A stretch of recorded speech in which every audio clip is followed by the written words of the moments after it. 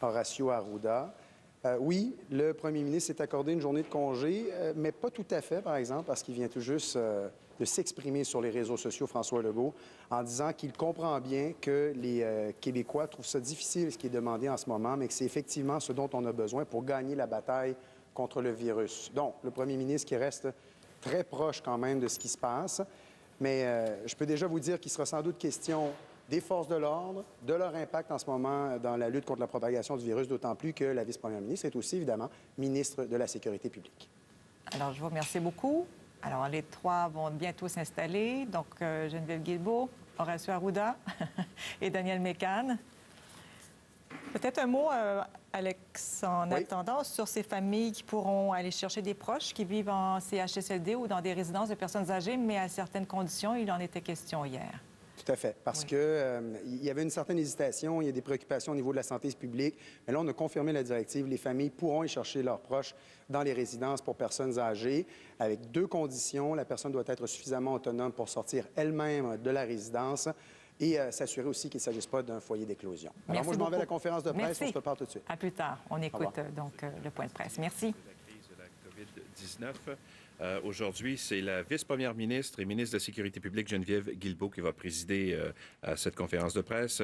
Elle sera accompagnée de Mme Danielle Mécan, ministre de la Santé et des Services sociaux, et du docteur Horacio Arruda, directeur national de la Santé publique du Québec. Mme Guilbeault, à vous. Merci beaucoup. Bonjour tout le monde.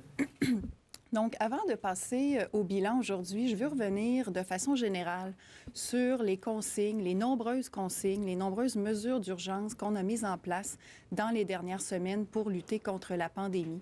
Je veux rappeler qu'on est bien conscient que c'est difficile en ce moment pour beaucoup de personnes de respecter l'application de ces mesures d'urgence de santé publique qu'on a mises en place.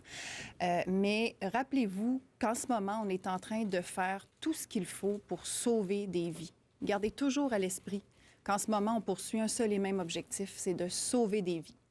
Non seulement au Québec, on est un des endroits où on teste le plus, mais on est aussi un des meilleurs dans le respect des règles de distanciation sociale. Et ce sont là deux éléments clés pour pouvoir remporter cette bataille qu'on mène contre la COVID-19 en ce moment. Donc, il ne faut surtout pas relâcher nos efforts, même quand c'est difficile. Rappelez-vous qu'on fait exactement ce qu'il faut en ce moment et qu'on va atteindre ensemble cet objectif de venir à bout de ce virus. Je vais donc passer au bilan du jour. Donc, on a aujourd'hui, malheureusement, 14 nouveaux décès pour un total de 75 décès. Alors, bien sûr, je veux offrir au nom de tout notre gouvernement mes condoléances à tous les proches, à tout l'entourage, tous les parents de ces personnes décédées. On a aujourd'hui 6 997 cas confirmés, une augmentation de 896 par rapport à hier.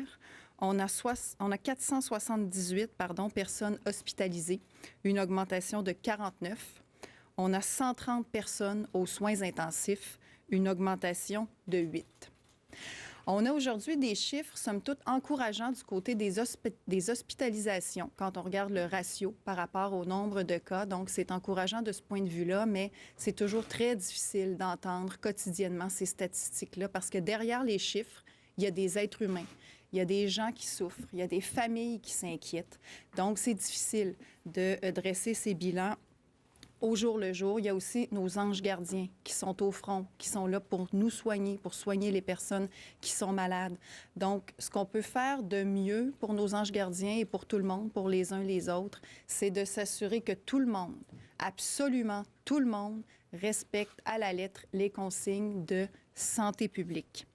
Et je rappelle d'ailleurs que ces consignes de la santé publique, elles ont force de loi et qu'on a des forces policières déployées partout sur le terrain, sur le territoire québécois pour les faire appliquer. C'est pas le temps en ce moment d'être égoïste, c'est pas le temps de penser à sa petite personne, c'est pas le temps de vouloir défier les lois, les directives de santé publique, c'est le temps de les respecter.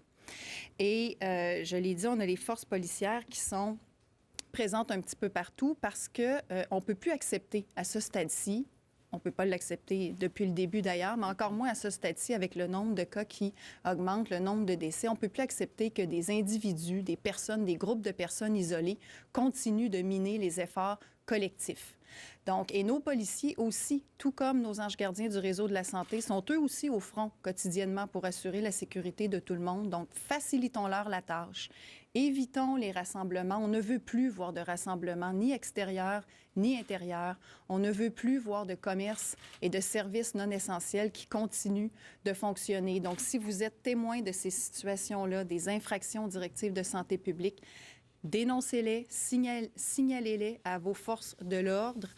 Je l'ai déjà dit, on ne veut pas tomber dans un climat de sursuspicion non plus. On ne veut pas sombrer dans la paranoïa collective. Mais il faut rester vigilant. Il faut surtout s'assurer que personne ne met délibérément en danger la vie des autres personnes. Je veux aussi demander aux Québécois d'être respectueux envers nos policiers, en étant honnêtes sur le fait qu'ils peuvent présenter des symptômes de la COVID-19. Donc, si vous présentez des symptômes, et bien sûr, si vous avez un test positif de COVID-19, donc si vous êtes contaminé par le virus, soyez honnête, dites-le aux policiers avant qu'il y ait interaction. Et même chose, évidemment, pour notre personnel du réseau de la santé. Si vous présentez des symptômes, soyez honnête. Il n'y a aucune honte à avoir des symptômes du COVID-19.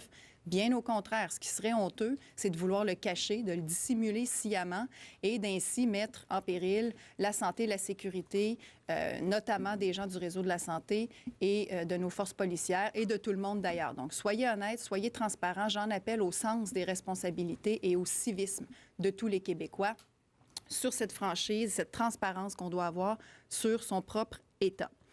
L'autre consigne qui est critique en ce moment, c'est toute la question de l'interdiction des déplacements non essentiels entre les régions, entre les villes. Vous savez, on a déjà décrété ou du moins fixé certains territoires, certains endroits au Québec où les déplacements non essentiels sont interdits. On veut éviter la propagation du virus d'un endroit à l'autre. On veut aussi protéger nos communautés plus vulnérables, si bien qu'aujourd'hui, j'annonce qu'on ajoute 2 nouveaux territoires où seront interdits les déplacements jugés non essentiels. J'annonce le territoire de Charlevoix et la ville de Rouyn-Noranda. Donc, à partir de 16 heures aujourd'hui, on va ajouter des points de contrôle policiers à ces endroits pour contrôler, limiter les allées et venues sur ces 2 nouveaux territoires. L'objectif étant, bien sûr, toujours de renforcer l'application des directives de santé publique en évitant tout déplacement non essentiel autour et dans ces régions. Ça s'ajoute à la liste qui a déjà été rendue publique depuis une semaine. Donc, je vais ajouter un petit mot sur les inondations pendant que c'est moi qui suis ici aujourd'hui. Donc, peut-être faire le point sur la situation des inondations. Vous savez que chaque printemps, c'est un défi qui nous guette, la gestion des inondations. Donc, simplement assurer tout le monde que tout est sous contrôle pour l'instant. La très, très grande majorité des cours d'eau, la quasi-totalité des cours d'eau est sous contrôle pour l'instant. Il y a eu des incidents en Beauce depuis hier. Il y a eu certains débordements, certaines évacuations préventives, certaines inondations mineures aussi. Mais tout se passe très bien, tout est sous contrôle. Je l'avais dit, j'ai fait une tournée, moi, en prévision d'une éventuelle crue printanière pour m'assurer que toutes les municipalités sont conscientes des règles à respecter cette année, entre autres sur l'hébergement, sur la gestion des bénévoles, des services aux sinistrés, tout ça. Il faut éviter les rassemblements. Donc, tout le monde est bien conscient. Je veux en profiter pour les remercier d'ailleurs, toutes les municipalités et toutes les MRC qui collaborent très bien. Donc, on est prêt. S'il y a lieu et si on doit intervenir, nous serons prêts. Je veux en assurer tout le monde. Et je veux passer le message aussi aux citoyens que là aussi, comme ailleurs, il faut respecter les directives de santé publique. Et je voyais tout à l'heure un gazouillis de la Sûreté du Québec qui faisait état de rassemblements le long de la rivière Chaudière. Donc, dans les inondations, comme dans tout le reste, il faut éviter de se rassembler par curiosité pour aller voir les cours d'eau qui seraient sous surveillance ou aller voir ce qui se passe s'il y a des inondations. Donc, évitez de vous masser dans ce type d'incident par curiosité. Je vais avoir des remerciements un petit peu particuliers aujourd'hui pour les remerciements du jour, des remerciements même que je qualifierais de mignons, parce qu'aujourd'hui, je veux remercier nos enfants. On parle souvent que ça peut être difficile pour les parents d'être à la maison, entre autres de faire du télétravail et tout ça en ayant nos enfants à la maison. Mais c'est difficile pour nos enfants aussi, parce qu'eux aussi, leur vie a été chamboulée depuis quelques semaines. Ils sont privés de leurs amis, ils sont privés de la garderie, privés de l'école, ne peuvent pas toujours jouer dehors. Donc, je veux remercier nos enfants d'être solidaires de leurs parents, continuer à être forts, continuer à être souriants, continuer à nous aider et on va passer tous ensemble au travers. Donc, je vais terminer avec les 3 consignes qu'on veut toujours rappeler. On les rappelle toujours, mais c'est parce que peut-être qu'il y en a encore qui ne les suivent pas ou qui ne les connaissent pas. Donc, première consigne très importante, on évite de sortir de chez soi si on n'a pas de raison essentielle de le faire. Si on doit sortir de chez soi, on s'assure de rester à 2 mètres des autres personnes. Et en tout temps, en particulier quand on arrive de l'extérieur, on doit se laver les mains avec du savon. C'est très, très important. Donc, je remercie encore tous les Québécois parce que malgré ces rappels de consignes qu'on fait pour les quelques récalcitrants qui subsistent, la très grande majorité suivent les consignes depuis maintenant des semaines. On sait que c'est difficile, donc je veux vous remercier. Et surtout, rappelez-vous qu'on est tous ensemble dans ce combat et que c'est uniquement en étant unis et solidaires, tous ensemble, en regardant tous vers le même objectif de sauver des vies, qu'on va passer à travers. Merci. Est-ce que vous souhaitez faire un mot en anglais, Madame la ministre? Oui. La vice-première ministre. So, good afternoon. Bon après-midi. Tous nos efforts pour combattre le virus changent les choses. Ils sauvent des vies. Mais pour remporter cette bataille, tout le monde doit suivre les directives. Les rassemblements doivent arrêter et les commerces non essentiels doivent fermer. La police interviendra pour faire appliquer ces directives si nécessaire. Un autre élément essentiel, c'est de renoncer à tous les voyages non essentiels entre les régions. C'est pourquoi nous annonçons la création de contrôles policiers pour restreindre les mouvements dans 2 nouveaux territoires, Charlevoix et la ville de Rouyn-Noranda. Cela va nous aider à prévenir la propagation du virus d'une région à l'autre. Je veux aussi dire un mot sur la situation des inondations. Jusqu'à maintenant, la situation est sous contrôle, mais si jamais des inondations devaient se produire, je puis vous dire que nous sommes prêts et que nous allons nous assurer que cela ne servira pas à la propagation du virus. Nous répétons nos 3 directives. Ne sortez pas, à moins que ce soit nécessaire. Si vous sortez, respectez les distances et quand vous revenez à la maison, lavez-vous les mains. C'est ainsi que nous allons sauver des vies. Qui est réservée aux journalistes. Et nous allons commencer aujourd'hui avec Tommy Chouinard de La Presse. Bonjour. D'abord, ma question pour la ministre de la Santé, Danielle McCann. J'aimerais savoir où on en est exactement sur les réserves de propofol et d'autres médicaments essentiels en milieu de soins intensifs, car il y a des personnes directement impliquées dans le milieu de la santé, qui disent que manifestement ces réserves-là sont limitées, qu'on en a pour 1 semaine, mais on n'est pas capable de s'avancer pour plus. On en est où? Bon, moi, ce que je peux vous dire, c'est que effectivement, il faut être très, très rigoureux dans l'usage de ces médicaments, dont le propofol. Et on est en train de regarder des substituts, même des anciens médicaments qu'on utilisait là, dans le passé, pour venir aider. Alors, il y a tout un travail qui se fait actuellement à ce niveau-là. On a aussi décidé, au niveau de l'approvisionnement des médicaments en général, de le centraliser au ministère.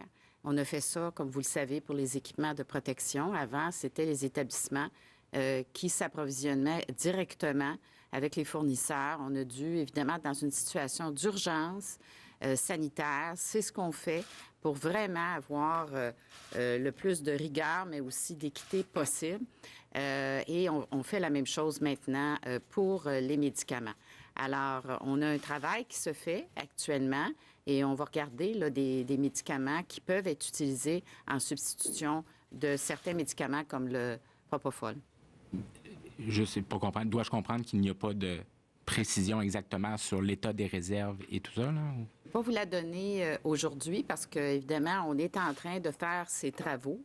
On pourra, évidemment, dans le futur, vous en donner plus de spécificité là-dessus sur le délai. Mais comme je vous dis, on est en train d'examiner d'autres médicaments. Alors ça pourrait nous donner évidemment beaucoup plus de temps devant nous. Et on regarde également toute la situation avec nos fournisseurs. On n'a pas terminé notre travail là-dessus. Alors, au moment où on aura davantage une idée, on pourra vous revenir là-dessus parce qu'il y a probablement d'autres possibilités avec nos fournisseurs. Qui sont les décès, Dr Arruda? Les nouveaux décès qui s'ajoutent? Les nouveaux décès? Bien, il y a eu 14 nouveaux décès qui sont tous dans la catégorie d'âge qu'on vous a dit antérieurement, puis sont distribués un peu au Québec. C'est Alain Laforêt, TVA. Mais si vous me permettez, il y a une question qui m'a été adressée. J'aurais peut-être une chose à vous dire aujourd'hui. Là, en fonction de l'analyse qu'on a faite quotidiennement avec les directions de santé publique, vous savez qu'on avait identifié des zones plus chaudes, des zones plus rouges. Maintenant, il y a de la transmission communautaire qui s'installe un peu partout au Québec, particulièrement dans les villes, je vous dirais, là, plus populeuses, de telle sorte que maintenant, aujourd'hui, j'annonce que nous recommandons de considérer l'ensemble du Québec comme ayant de la transmission communautaire. Ce que ça veut dire, c'est qu'actuellement, il y a encore des gens qui pourraient introduire par le voyage, mais le facteur principal d'acquisition de la maladie est au Québec actuellement. C'est sûr qu'il y a des zones, puis ça ne veut pas dire qu'on va enlever les contrôles routiers pour protéger les zones encore moins atteintes, mais actuellement, on considère qu'une personne qui a des symptômes qui sont compatibles avec le coronavirus sont potentiellement des coronavirus à un taux assez élevé. De telle sorte qu'on va demander à ces personnes-là, quand ils vont être vus à l'hôpital, même s'ils n'ont pas voyagé, même s'ils ne proviennent pas d'une zone chaude, s'ils ont un syndrome respiratoire, de porter un masque. Et les intervenants de la santé vont aussi porter un masque pour ces personnes-là. Donc, ça a surtout une implication, je vous dirais, pour le niveau de gestion des individus qui viennent consulter au système de santé. Puis ça nous réimporte de dire l'importance de pratiquer les mesures de distanciation sociale qu'on vous a déjà bien dit et répété à plusieurs fois. Cette décision-là, c'est clair qu'il y a des différences de dynamique entre les régions. Là, il y a des sous-secteurs plus chauds que d'autres, mais on arrive à un stade actuellement où plutôt que d'aller à la pièce puis d'ajouter une région à la fois à chaque jour ou des sous-sections, on a considéré qu'il est le temps de recommander la transmission communautaire qui est soutenue à certains endroits, moins soutenue ailleurs, mais de toute façon, on va prendre ces mesures-là. Je tiens à vous dire qu'il est excessivement important de ne pas lâcher. Il ne faudrait pas que tous les efforts qu'on a faits jusqu'à maintenant, qui portent leurs fruits, soient anéantis par un relâchement actuellement. C'est encore le temps. Les équipes de santé publique vont continuer à faire des investigations sur les cas et sur les contacts. Il faut appliquer les mesures. Les gens dans le système de soins et ceux qui donnent des services essentiels proches des personnes vont devoir se protéger un peu plus. Donc, c'est ça qui est la consigne. C'est surtout pour que vous renforcez, mais c'est surtout à cause de la situation épidémiologique, là, on est rendu à ce stade-là.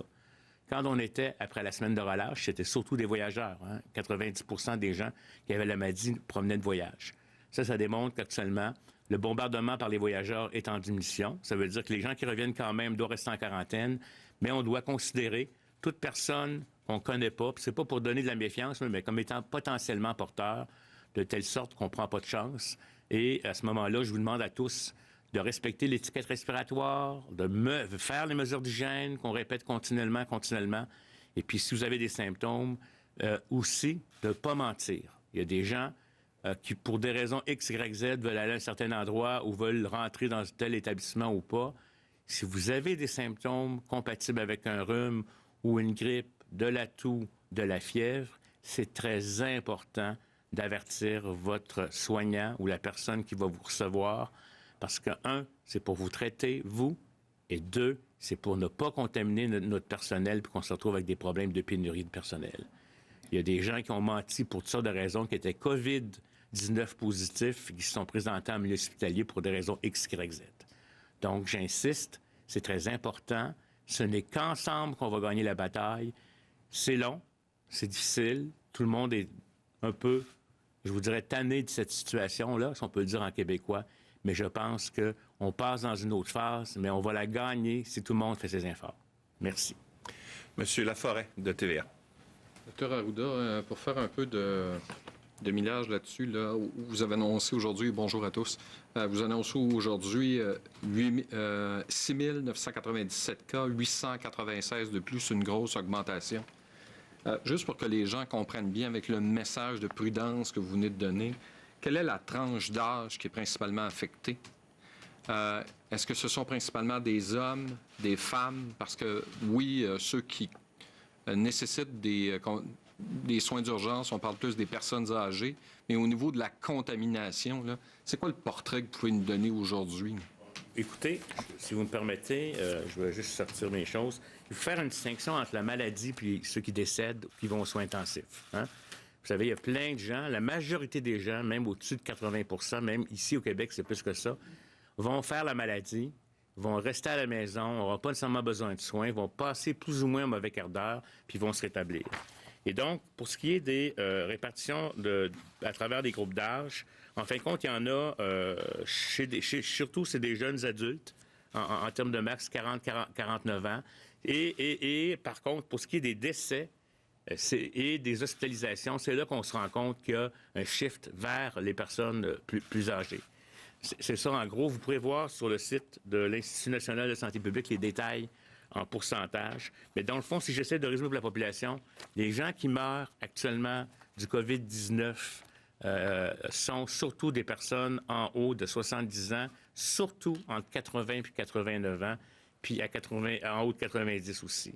Il y a quelques cas, il y a eu un cas de décès, je l'ai dit, dans la tranche d'âge 30-39, d'autres dans 50-59, mais c'est véritablement une maladie qui tue particulièrement les gens les plus âgés, les gens qui ont des maladies chroniques, pour le moment au Québec. Et c'est le profil qu'on s'attendait. Et c'est pour ça qu'on a mis tellement d'emphase sur le contrôle de la non-exposition des personnes âgées qui sont regroupées dans résidences pour personnes âgées, etc.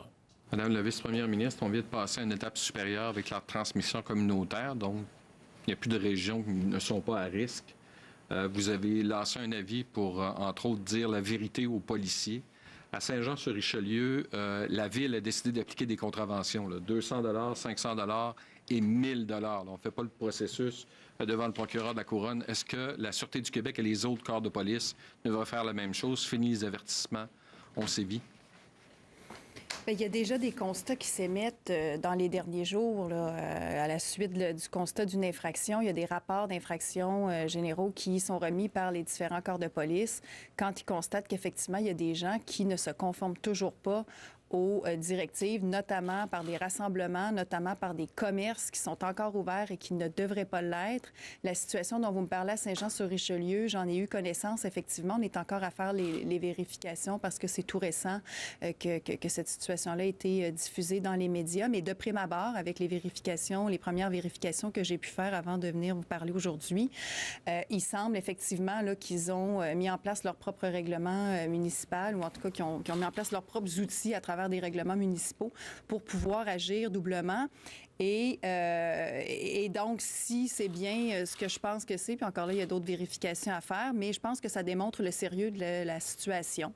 Une municipalité qui se donne des outils supplémentaires pour contenir la propagation du virus, pour sévir contre ceux qui ne suivent toujours pas les directives de santé publique. Ça démontre le sérieux de la situation et toutes les municipalités, toutes les MRC, toutes les régions, tous les citoyens, tout le monde en ce moment doit prendre tous les moyens à la hauteur de sa situation pour s'assurer du respect collectif des règles. Saint-Jean-Richelieu le fait de cette façon-là. Et je pense que, toujours sous réserve des vérifications à venir, c'est une bonne idée. Patrick Belrose du Journal de Québec. Oui, bonjour à tous. La question pour le Dr Arruda. Ça fait déjà 12 jours qu'on a mis le Québec sur pause. Pourtant, le nombre de cas quotidiens continue d'augmenter. On est au double du 23 mars quand on essaie de mettre le Québec sur pause. Est-ce que en fait, les mesures donnent les résultats escomptés? Et est-ce que le bilan à mi-parcours vous pousse à penser qu'on va devoir prolonger l'arrêt des activités non essentielles?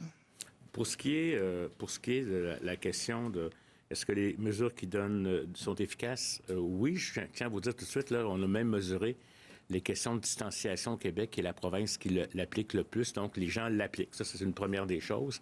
Par rapport à l'efficacité, c'est vrai qu'on a beaucoup de cas, bien, faisons attention, on teste beaucoup.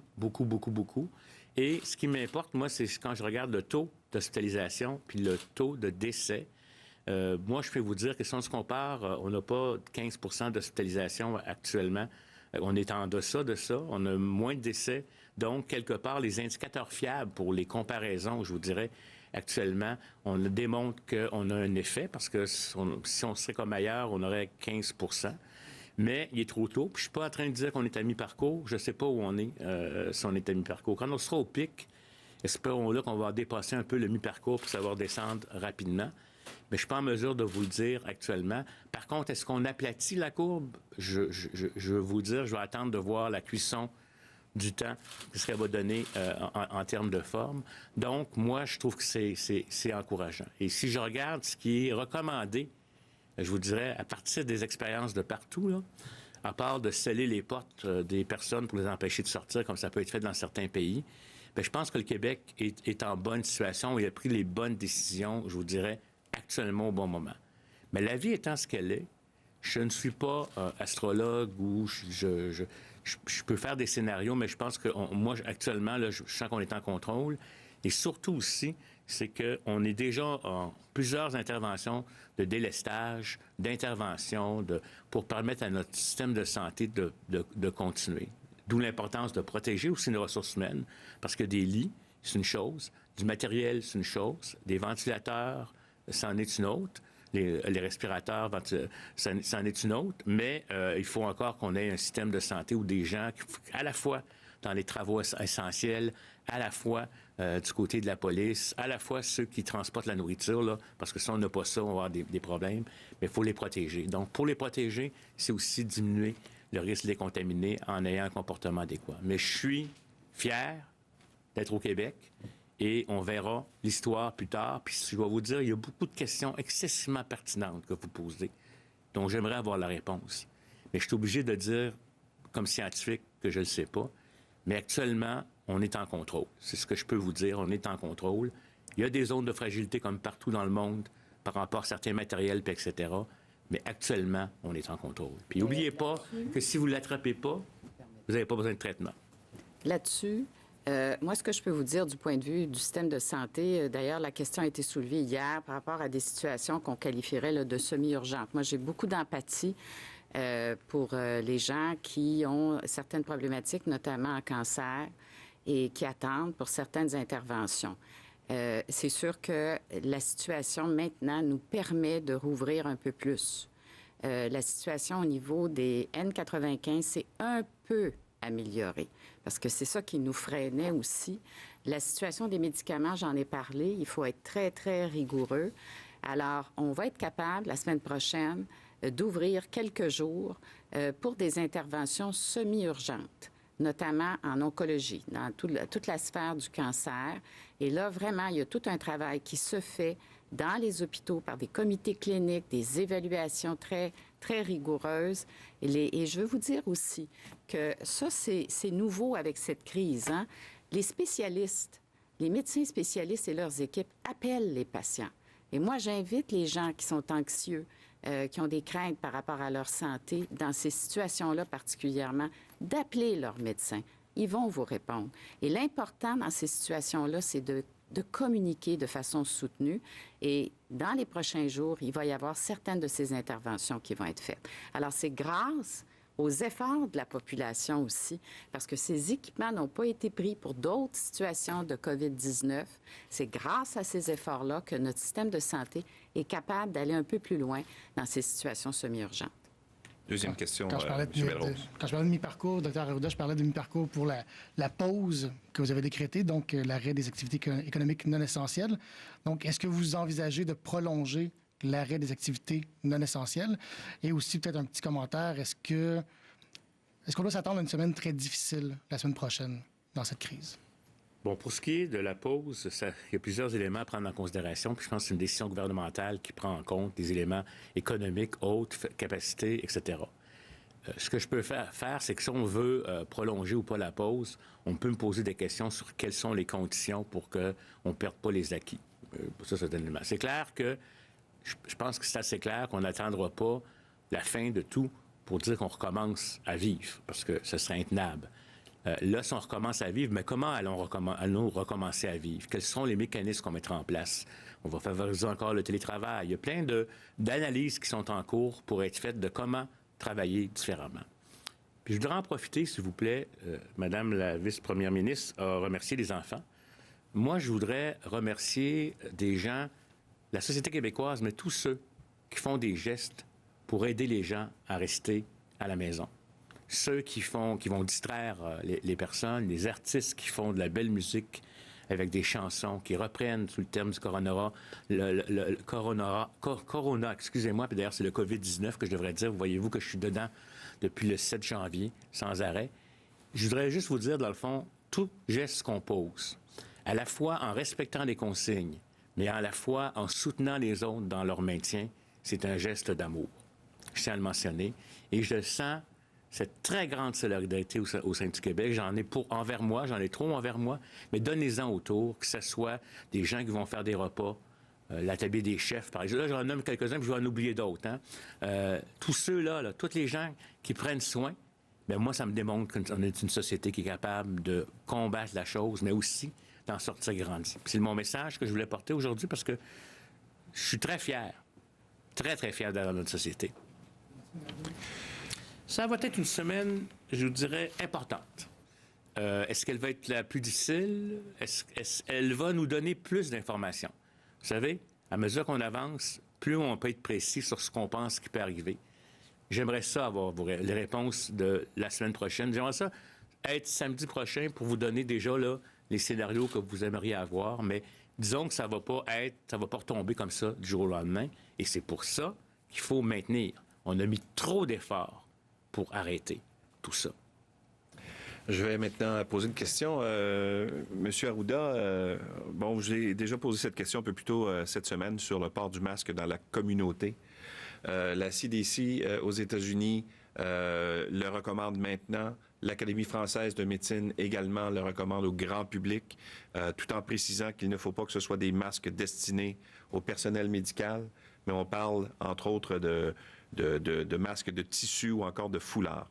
Est-ce que vous maintenez l'opinion que vous aviez cette semaine ou est-ce que, à votre avis, il est temps que dans la population en général, on commence à se couvrir le visage pour éviter d'envoyer des particules sur d'autres personnes qui ne seraient pas infectées?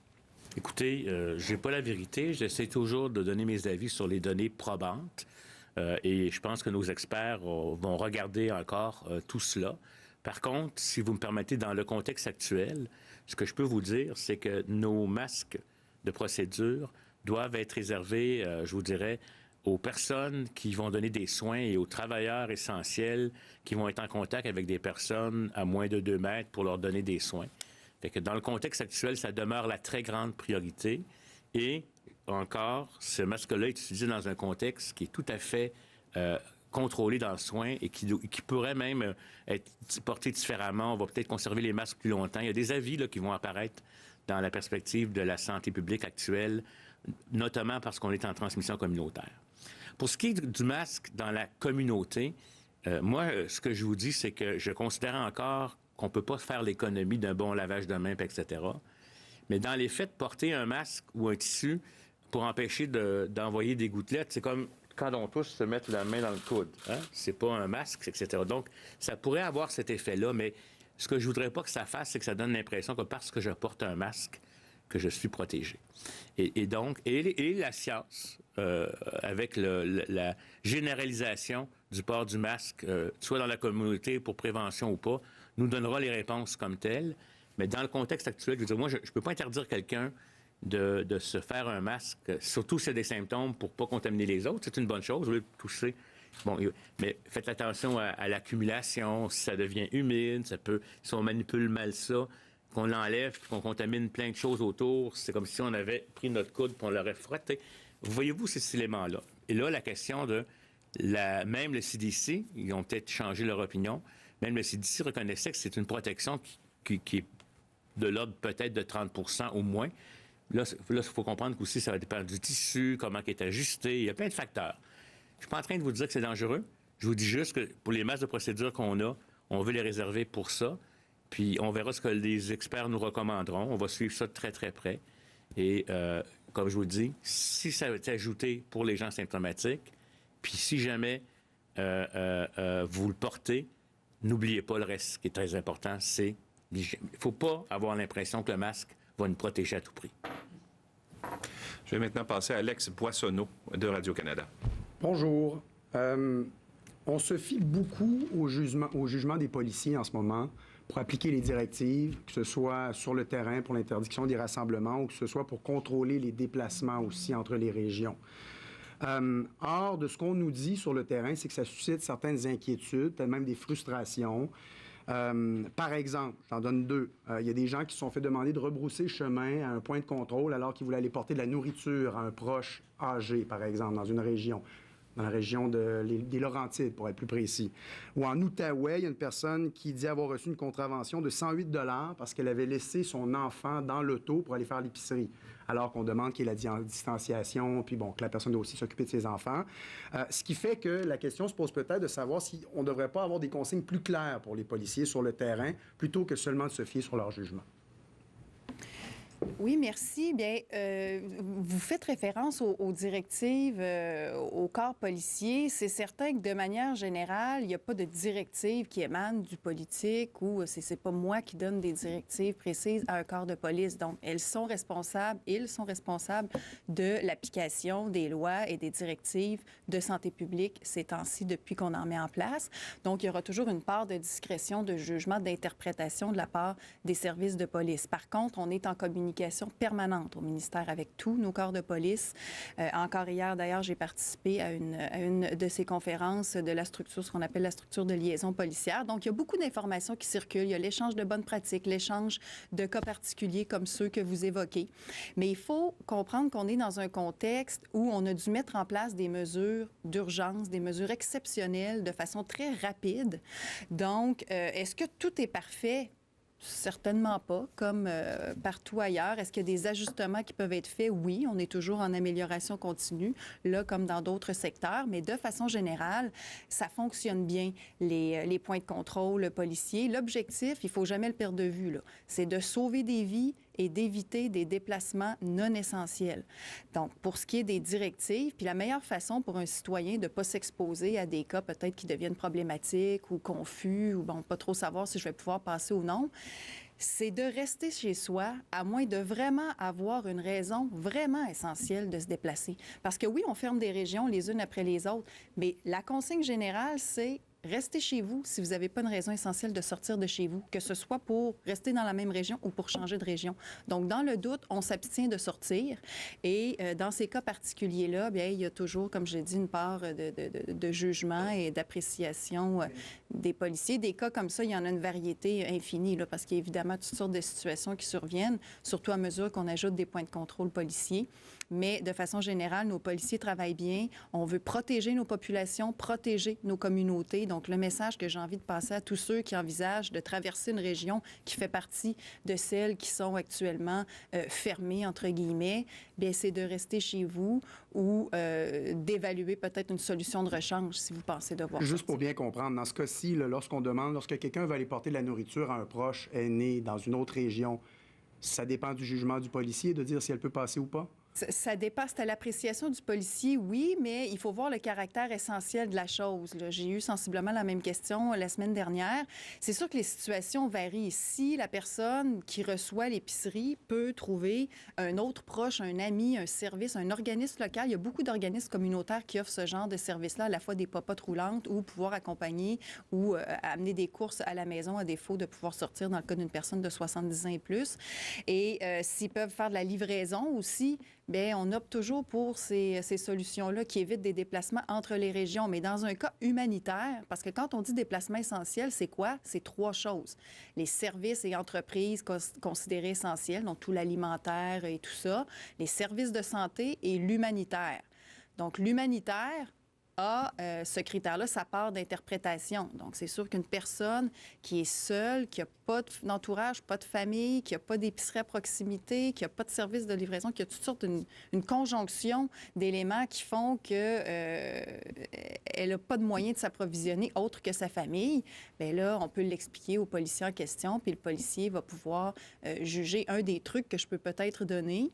Et là, encore là, je ne me substitue pas aux policiers d'aucune façon, mais si une personne veut simplement aller porter de l'épicerie à un proche, peut-être s'assurer d'avoir déjà l'épicerie dans la voiture, puis démontrer qu'on s'en va vraiment porter du ravitaillement là, pour quelqu'un. Mais donc, c'est toujours, puis ça vaut aussi pour les gens qui y vont pour le travail. Si vous êtes capable d'avoir une lettre de votre employeur ou un document qui atteste que vous allez là pour des raisons professionnelles considérées essentielles, ça aide nos policiers parce qu'ils font de leur mieux, mais bon, il n'y a rien de parfait. Je l'ai dit tout à l'heure, des fois, ils doivent prendre une décision qui n'est pas toujours facile. On n'a pas toujours toute l'information non plus pour prendre des décisions, mais quand on dit qu'on peut avoir des directives uniformes, on pourra donner la directive qu'on veut. Il y aura toujours des cas d'exception partout.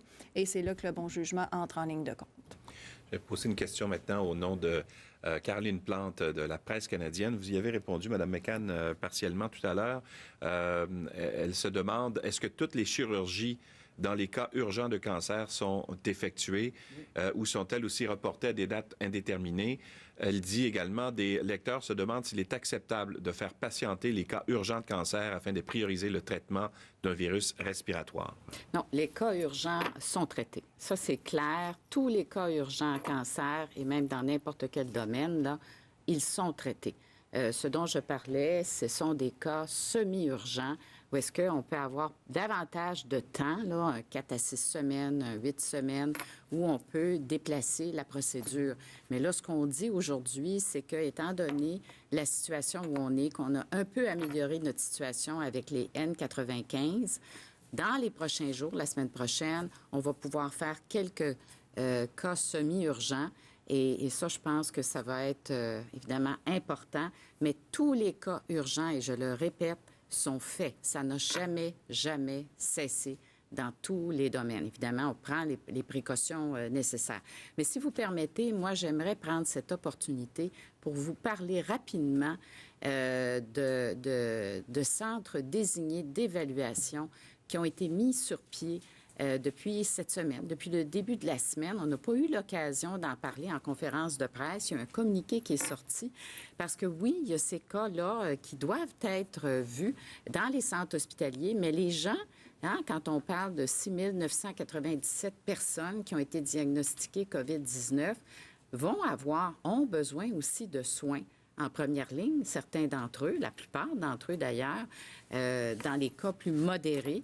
Alors, ce que je veux vous dire aujourd'hui, c'est que, comme dans le communiqué, on le disait, ces personnes-là peuvent communiquer avec le 1-877-644-4545. Et là, on va les diriger. On va faire une évaluation avec eux quand ils ont des symptômes, évidemment. Et on va les diriger, si besoin, vers ces cliniques d'évaluation qui sont vraiment des cliniques médicales qui ont été transformées en des cliniques d'évaluation pour le COVID-19. Ce qu'on fait dans toutes les régions du Québec, parce qu'il y en a 93 de ces cliniques, c'est qu'on veut concentrer dans certaines cliniques la venue des gens qui ont le COVID-19 pour éviter justement qu'ils croisent d'autres patients qui vont continuer d'aller dans les cliniques médicales en général.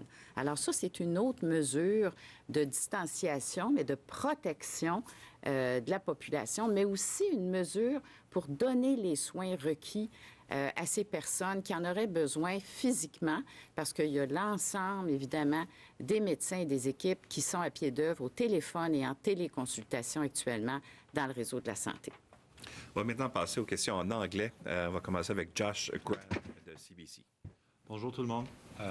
Dr. Arruda. Dr. Arruda, 14 nouveaux décès aujourd'hui, 75 au total. Pouvez-vous nous donner une idée des groupes d'âge qui sont affectés? Oui. C'est ce que nous avions prévu et c'est le même type de répartition. La plupart des décès dus à la COVID-19 sont chez des personnes de plus de 70 ans et je dirais même plutôt entre 80 et 89 ans ou même des gens de plus de 90 ans. Il n'y a qu'une personne dans la quarantaine et une personne dans la trentaine. Donc les gens meurent davantage quand ils sont plus âgés et quand ils ont des cas de comorbidité. L'hôpital général juif de Montréal interdit aux gens d'accompagner leurs épouses pour l'accouchement. Est-ce que c'est une décision avec laquelle vous êtes d'accord? Ce qu'il faut dire à ce sujet, c'est que c'est malheureux. Donc, ce qui est arrivé à la section de maternité de l'hôpital général juif, bon, c'est malheureusement des conjoints d'une dame qui allait donner naissance étaient infectés et présentaient des symptômes. Et ça, c'est vraiment quelque chose qui ne devrait pas arriver dans quelque hôpital que ce soit.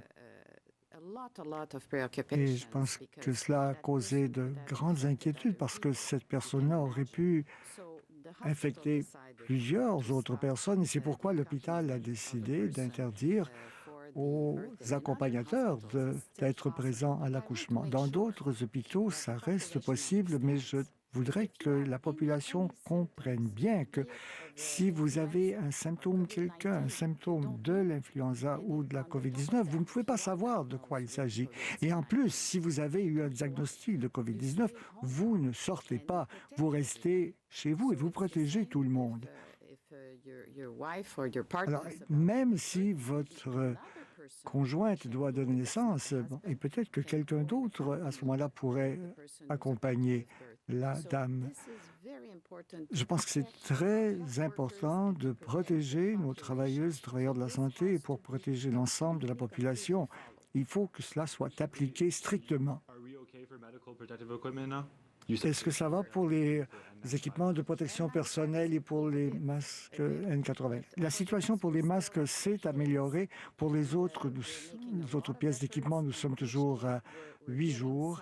Et chaque jour, nous recevons des livraisons et donc le rythme se maintient. Alors voilà pour le point de presse des autorités à Québec. Et Alex, vous êtes toujours avec nous. Donc, il faut dire qu'on vient de passer à une autre étape. Le docteur